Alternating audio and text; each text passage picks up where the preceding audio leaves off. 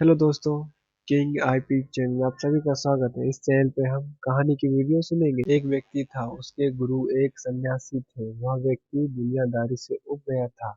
वह अपने गुरु की तरह दुनियादारी छोड़कर सन्यासी बनना चाहता था। उसने अपने परिवार को एक बात बताई तो सभी ने मना कर दिया, यह कहते हुए कि हम सब आपसे बहुत प्यार करते हैं। फिर उसने अपने गुरु को यह बात बताई तो परंतु ही कहा कि अब उनका घर परिवार, बच्चों और पत्नी से संन्यास लेने नहीं दे रहे हैं, क्योंकि वह मुझे बेहद प्यार करते हैं। गुरु ने कहा, यह किस सूरत में प्यार नहीं है। गुरु ने उसे बहुत समझाया, पर वह व्यक्ति नहीं मान रहा था। फिर गुरु ने कहा, अच्छा ठीक है। गुरु जी उस व्यक्ति को मठ में ले गए। इसके बाद गुरु ने उसे योग विद्या सिखाई, जिससे वह अपनी सांस रोक मुर्दे जैसी अवस्था में घंटों तक रह सकता था। यह सब सिखाने के बाद गुरु ने अपने उस योजना बताई और उसे घर भेज दिया। दूसरे दिन वह व्यक्ति अपने घर पर मुर्दा पाया गया।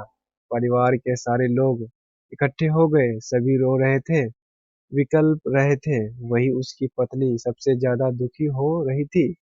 पूरे घर में कोहराम मच गया था। सभी की आंखें नम थी।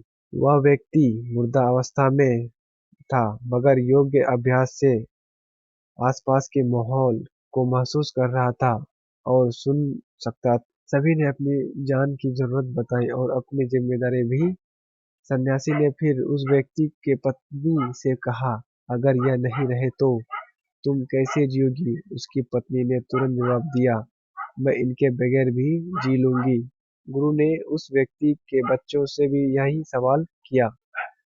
उसका भी जवाब ना ही थी। फिर यही सवाल उस व्यक्ति के माता पिता से किया। उनका भी जवाब एक ही। यह बात सुनकर घर के सभी लोग बहुत खुश हो गए। सभी को एक उम्मीद की किरण नजर आ रही थी। फिर सभी ने उस सन्यासी से कहा, तो आप यह काम जल्द से जल्द कीजिए। इस पर उस सन्यासी ने कहा, एक समस्या है।